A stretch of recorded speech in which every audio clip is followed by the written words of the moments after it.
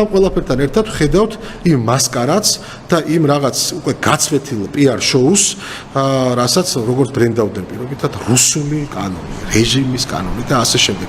გაცვდა მეგობრებო მათი ეს სცენარი, გაცვდა მათი ეს მესეჯ ბოქსები, ასე რომ ასეთივე გაცვეთილია ეს შეფასება, როდესაც შენ ქვეყანაში, სადაც შენ მაქსიმალურად იცავ შენს ღირებულებებს და შენი ქვეყნის უსაფრთხოებას და სადაც შენ მაქსიმალურად თავმოყარი ხელისუფლებაა და გუნდი, რომელსაც კიდევ ერთხელ ხაზმასკით გამეორდები, მე-10 გამოუცხადა ჩვენმა საზოგადოებამ სრული ნდობა ქვეყნის მართვის, იღებს ისეთ კანონებს და შენ მოდიხარ და ამბობ, რომ არა, თურმე ეს შენთვის მისაღებია და ამავდროულად თავიანთ ქვეყნებში ანალოგიური თუნდაც უფრო მძიმე სანქციებით დახუზლული კანონებს ჩვენ ხედავთ პირდაპირ თუ თვიდან თვემდე. ეს არის სწორედ უსტანდარტობა და ეს არის სწორედ ის უსამართლო, უტიფარი და შეურაცხყოფელი მიდგომა ჩვენი ქვეყნის მიმართ.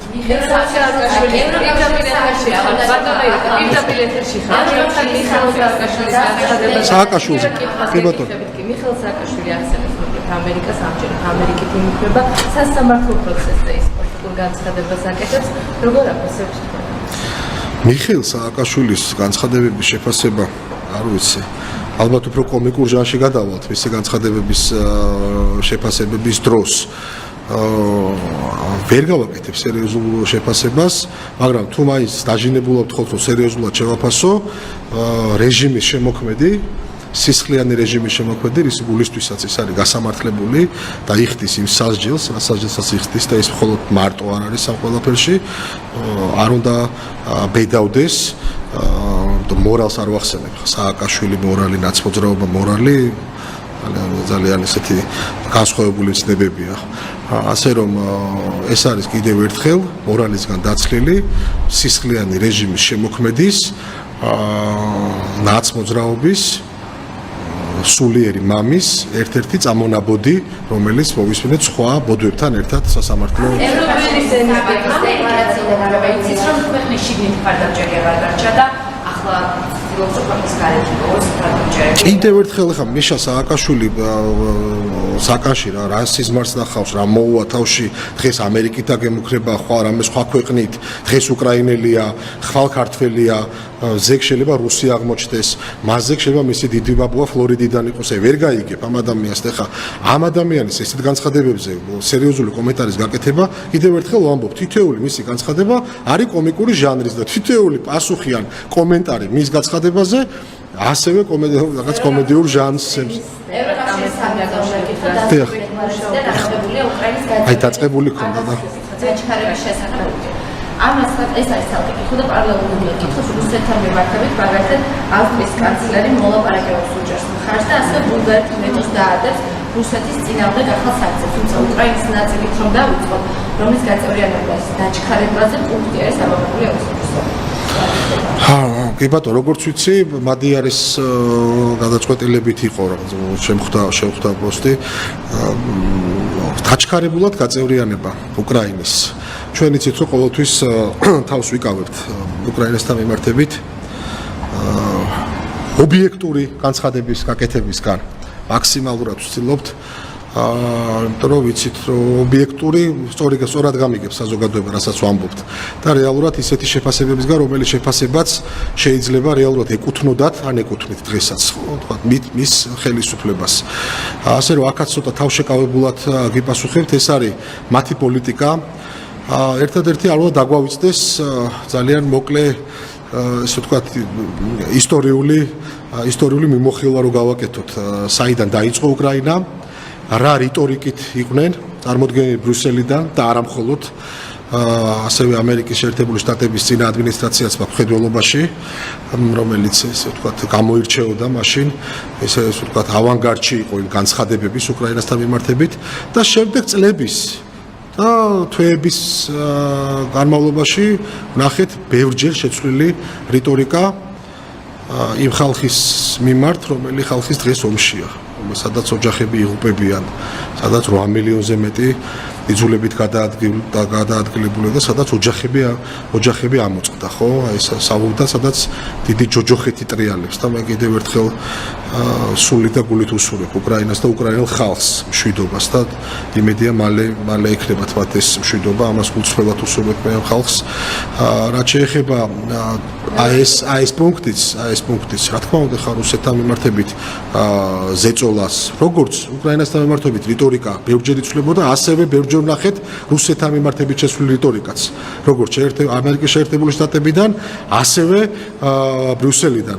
ბევრჯერ ნახეთ სხვადასხვა სამშვიდობო გეგმა და გეგმებს შორის ბევრჯერ ნახეთ ისეთი გეგმა და ისეთი პუნქტი, რამაც საკმაოდ შეშფოთებული დაგვტოვა, არა მხოლოდ უკრაინელები დარწმუნებული ვარ, არამედ მთელი მსოფლიო, რომელიც უყურებს იმ მოვლენებს, რომელიც ვითარდება ევროპის შუაგულში და კერძოდ უკრაინაში და ესეც აი ამ ესე ვთქვათ სცენარის ორონტრიალის ერთ-ერთი ნაწილია დღევანდელი შეფასება. კიდევ ერთხელ გაწევრიანდება, არ გაწევრიანდება, მე ყველა კანდიდატი სტატუსის მქონე ქვეყანას უსურვებ გაწევრიანებას ღირსეულ კავშირში და არა ისეთ კავშირში, სადაც განცხადების დროს ხშირად ნამგალი და უროს ფორმის დროშა მოუხდებოდა ზოგიერთი ბრიუსელი და მაღალი თანამდებობის პირის განცხადებას, რომ თურმე ხმის უფლება არ უნდა ქონდეს ახალ წევრს და სუვერენიტეტზე საერთოდ უარი უნდა თქვას. ხო, უსურვებ ყველა კანდიდატ ქვეყანას, მათ შორის ჩემ ქვეყანას, რომ გაწევრიანდეს იმ კავშირში, სადაც ქვეყნის ღირსებას ემენ პატივს და არა ისეთ კავშირებში, სადაც განსაკუთრებით უკრაინასთან მიმართებით ხედავთ ესეთ ხშირად ძალიან ამორალურ ესე ვთქვათ მიდგომებს და აბზაცებს შორის ხშირად დიდ იმედგაცრუებას არა მხოლოდ უკრაინისთვის, არამედ მთელი მსოფლიოსთვის.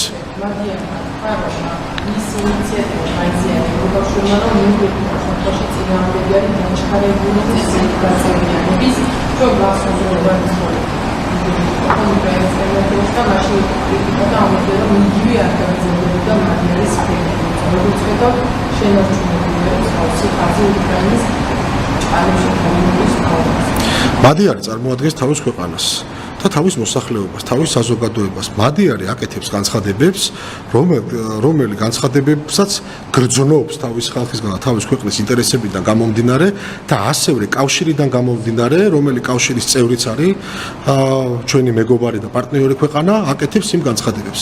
ახლა რაც შეეხება პროცედურულ საკითხებს, დაჩქარებულ თუ არა დაჩქარებულ, ყველამ ძალიან კარგად ვიცით, რომ არის ძალიან მკაფიო და მკაცრად გაწერილი რეგლამენტირებული წესები. თუ რას უნდა აკმაყოფილებდეს ესა თუ ის ქვეყანა, ასე ვთქვათ, კანდიდატის სტატუსის მქონე ქვეყანა, რომ გაწევრიანდეს ევროკავშირში.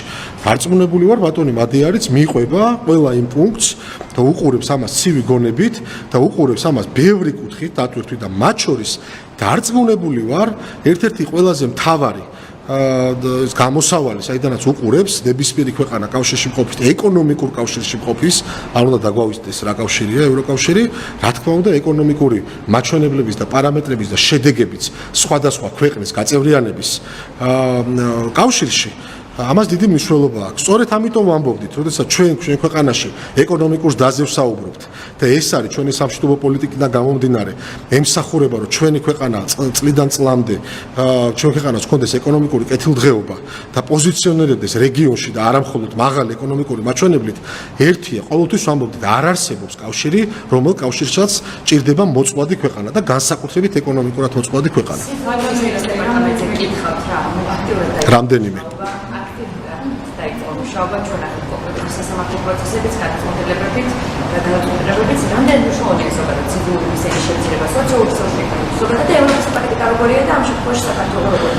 ევროპის პრაქტიკას და საქართველოს პრაქტიკას თუ შევადარებთ ერთმანეთს, მე შემდეგ იმ სპეცოპერაციას თუ კიდევ ერთხელ ვანახეთ ჩვენ საზოგადოებას, რაც ხშირად სხვადასხვა სოციალურ ქსელში ხდება და არაერთხელ გაშუქებულა მედია საშუალებებითაც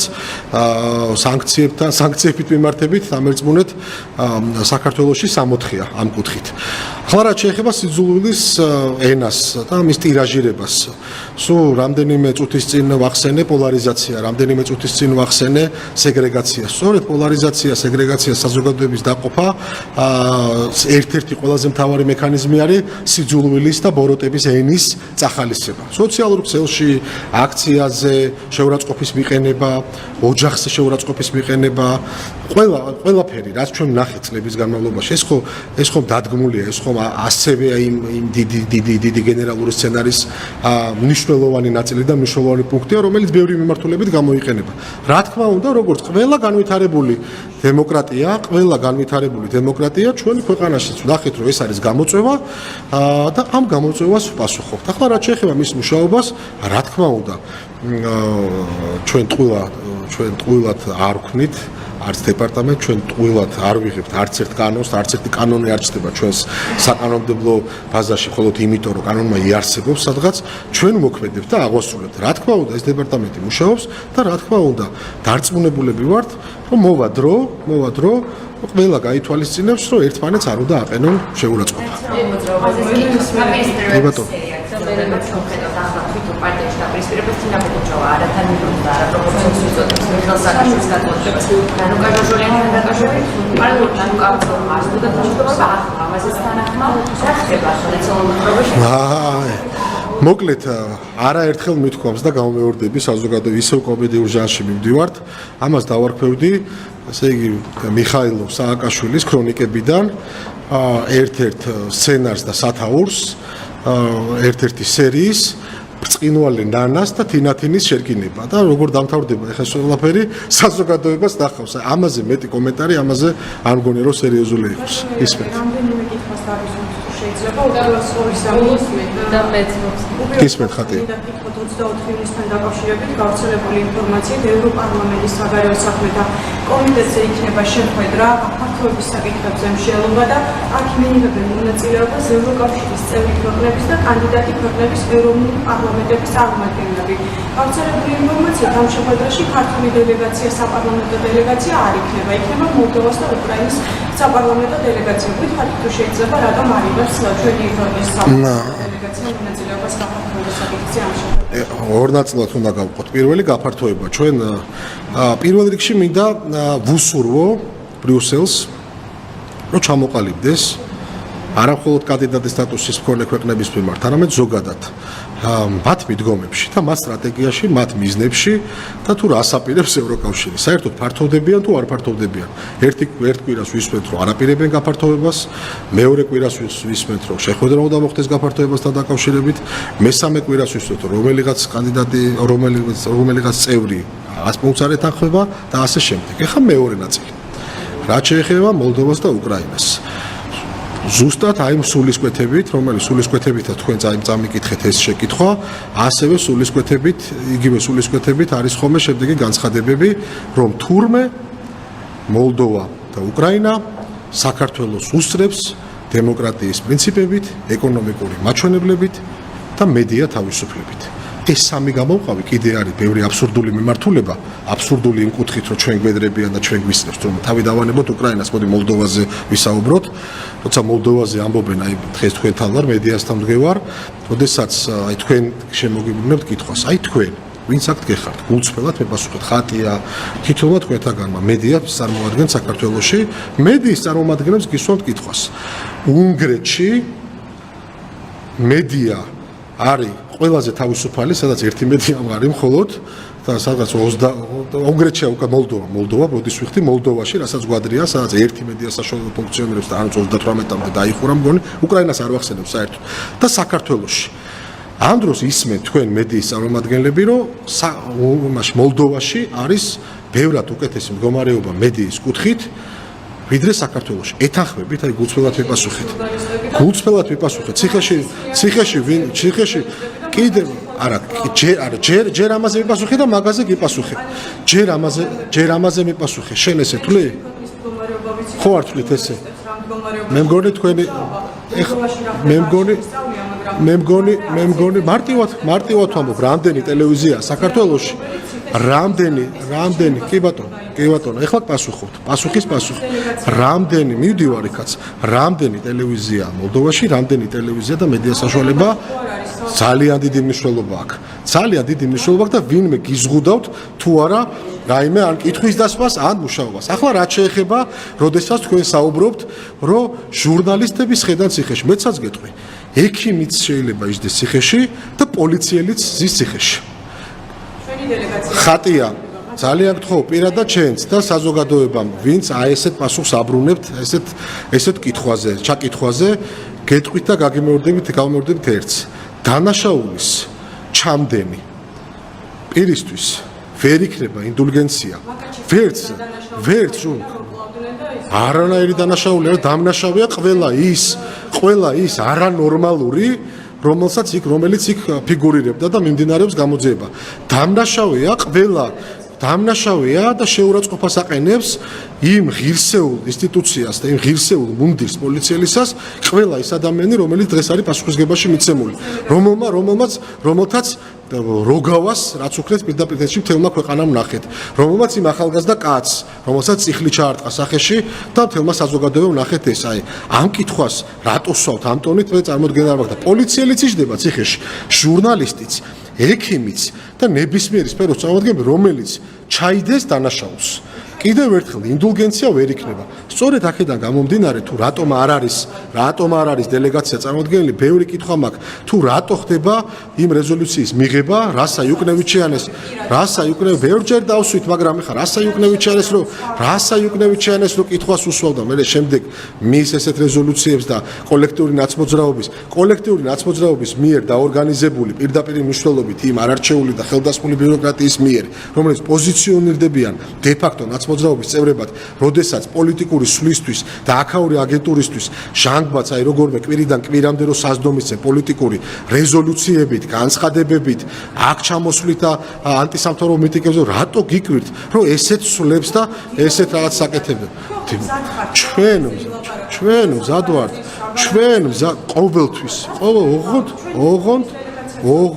ოღონდ, როდესაც ჩვენ მზად ვართ დიალოგისთვის, როდესაც მეორე მხარე იქნება მზად დიალოგისთვის, როდესაც მეორე მხრიდან ჩვენ ვხედავთ ისეთ დამოკიდებულებას, რომელიც დამოკიდებულების თული შთამბერი არის იუკნევიჩიანი და კოლექტიური რასა, ხო, აი ამის იქით ეხლა რა უნდა ესაუბრო ამ ადამიანებს, ხო, როდესაც იქნება ნორმალური დამოკიდებულება ჩვენი პარტნიორების მხრიდან, როდესაც იქნება ჩვენი ქვეყნის ინტერესების გათვალისწინებით საუბარი, მათი ინტერესებით მაქსიმალურად იქნებიან გათვალისწინებულნი და არაერთხელ მithქვამს პარიტეტულ საწყისებზე. ჩვენ ნამდვილად ვერავის ვერ დაუწყებთ საუბარს ვასალის და მონის პოზიციიდან. განსხვავებით ჩვენი ეგრეთ წოდებული ოპოზიციიდან, მაგრამ გასაკვირიც არაფერი არა, მთელი თავიანთი 2012 წლამდე მართლობით მუდმივად მონურ მართლობაში იყვნენ და მესმის მათი, იმიტომ რომ აგენტიზმები რთულია, მათ რო დღეს რო უთხრა შენ ნაცებს, რო წადი და არავინ არ არის შენი პატრონი, არავინ არ არის შენზე დავალების მომცემი და მართე ქვეყანა ან თუნდაც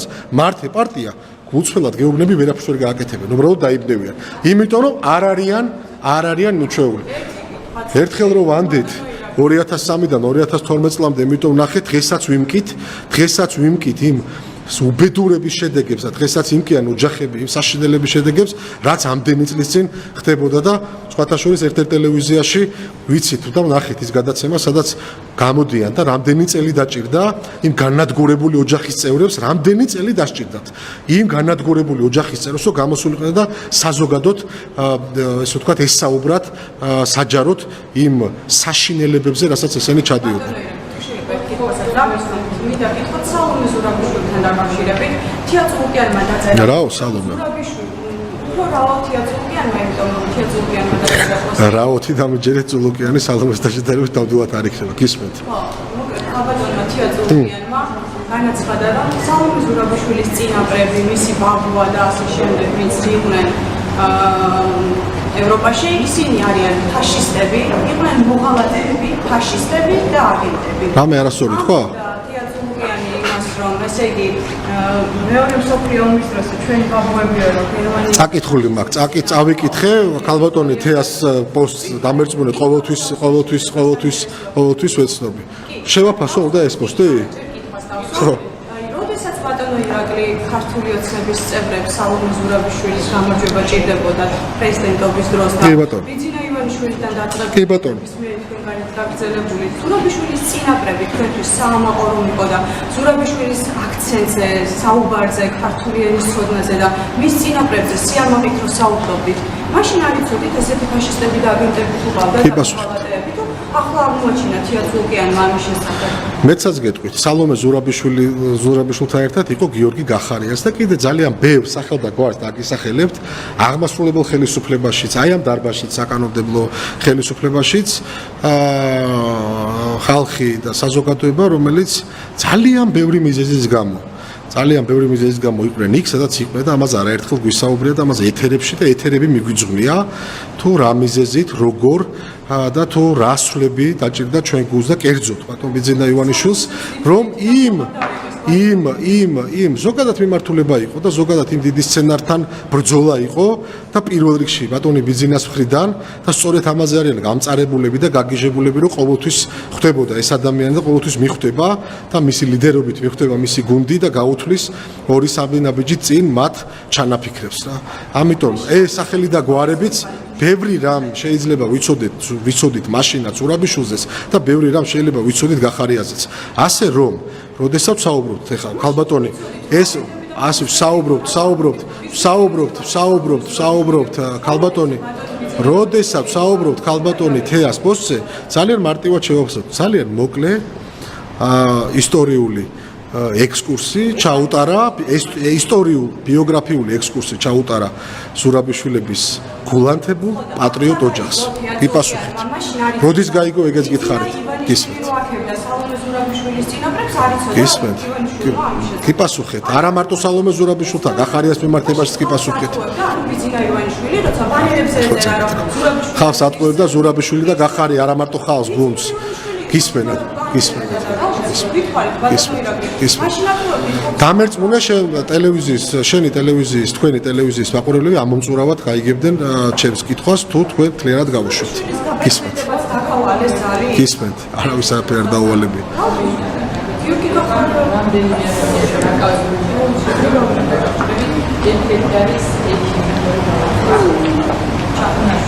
ოთხი ოქტომბრის საქმეზე.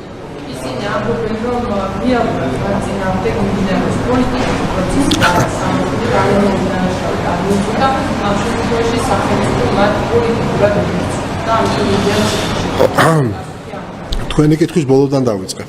თუ მომცემთ ამისუფლებას იმ პასაჟით, რომელ პასაჟიც თქვია, რომ არანაირი ბრალეულობა არ მიმიწვის. გვეუბნება დავანებოთ სახელდაგვარს თავი ადამიანი, რომლებიც თელმა ქვეყანამ ყველა მედია საშუალების პირდაპირ ეთერში ვიხილე თუ ვინ რას აშავებდა. თელმა ქვეყანამ ყველა მედია საშუალების პირდაპირ ეთერში. პროცესებზე დარწმუნებული ვარ, რომ იქნება და ჩვენ რა თქმა უნდა ჩვენებებთან ერთად ის ვიდეო მასალა წარმოდგენილი, რომელიც ვიდეო მასალასაც უყურებდა საზოგადოება იმ დღეს. მაგრამ ეს არ არის მნიშვნელოვანი. მნიშვნელოვანი იცით რა არის? რა დგას აი ამ განცხადებების უკან? დგას ისევ ის დირექტივა პიარის, რომელსაც ქვია პიჯაკების საქმე 10 მილიონის გაფლანგვაზე, რომელსაც ქვია ხობის საქმე, პრეზიდენტის სასახლით შტურმის აღების მცდელობა. აი ეს არის ყველაფერი, ეს ნარატივია. მაგრამ ამ დროს ჩვენ ხედავთ, არ ვიცი 50-მდე პირი იყო პასუხისგებაში მიცემული, ხედავთ აღიარებით ჩვენებებს, საპროცესო შეთანხმებებს, გაფორმებულს და არაერთხელ მithქვამს და გავმეორდები, ბევრი ადამიანი შეიძლება შეცდომაში იყო და არის შეიძლება დღესაც შეყვანილი და ვინც ამას გააცნობიერებს, მიხვდება და სახელმწიფოს ეს სირცხვილი არ არის, რომ სახელმწიფოს წინაშე შენ აღიარო.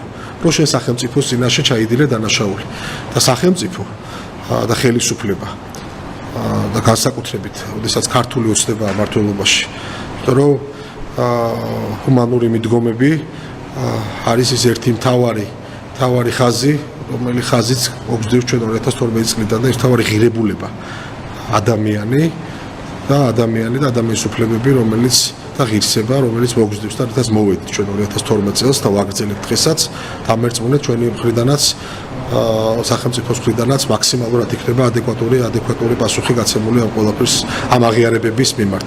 ასე რომ უკვე გაცვდა, როგორც გაცვდა პიჯაკების საქმე და როგორც გაცდა ხობის საქმე, ეგრეთ წოდებული, ისე ეს განცხადებები რა.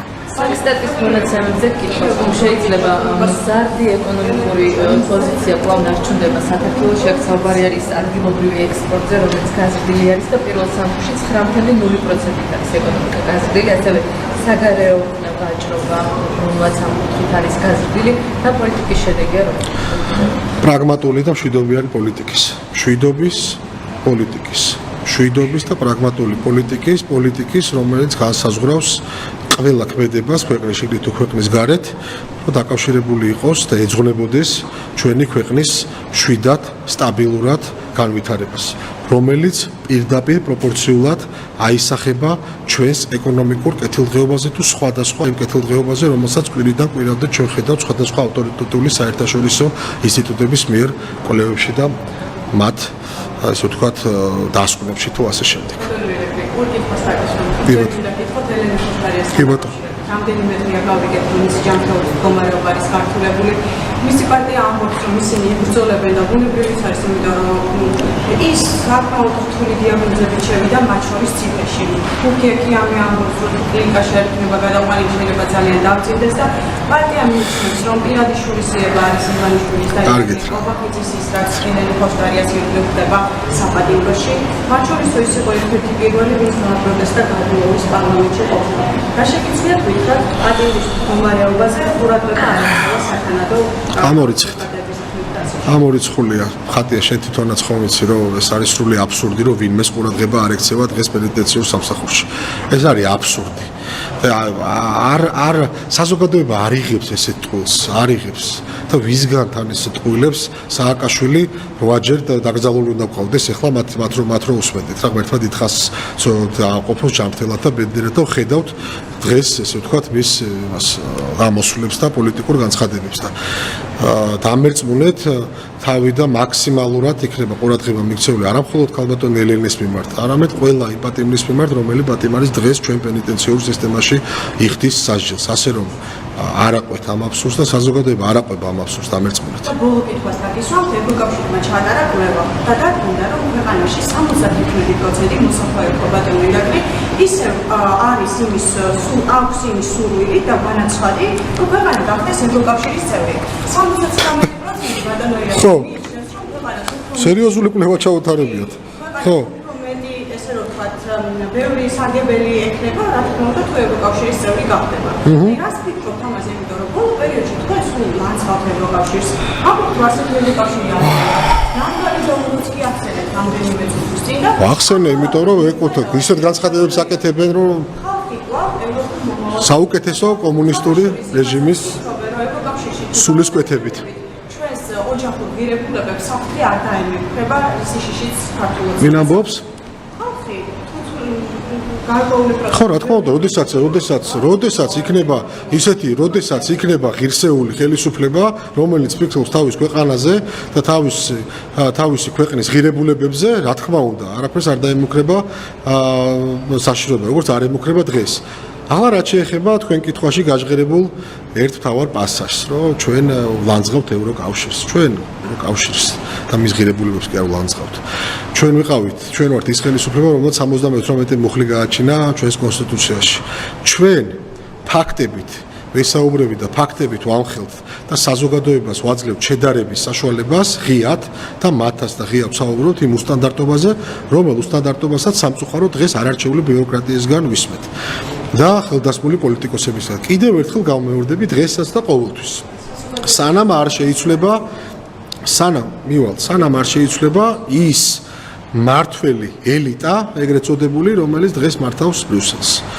რომ გამეორდები, რასა, კაია და მარტა არ არის ევროკავშირი ჩვენთვის. ევროკავშირი ჩვენთვის არის ღირებულებები. ასე რომ კიდევ ერთხელ და კიდევ ბევრჯერ ვიტყვით შემდეგს, რომ ჩვენსაც ყოველთვის გავაკეთებთ, მაგრამ დავიცვამთ ჩვენი ქვეყნის საუკეთესო ინტერესებს. ახლა რაც შეეხება საზოგადოებას და საზოგადოებას საზოგადოება 2012 წლიდან დღემდე ამას უჭერს ხარს, მაგრამ ამავდროულად თქვენი შეფასებით ჩვენ რა რიტორიკაც გვაქვს, ამ რიტორიკას საზოგადოება მიიჩნევს ეროვნულ რიტორიკად, ამ რიტორიკას და ჩვენ ქმედებებს საზოგადოება მიიჩნევს სახელმწიფოებრივ ქმედებებად და რიტორიკად და ამიტომ უკვე მეათეთ დაგვიჭირა მხარი და გვანდო ქვეყნის მართვის სადავე.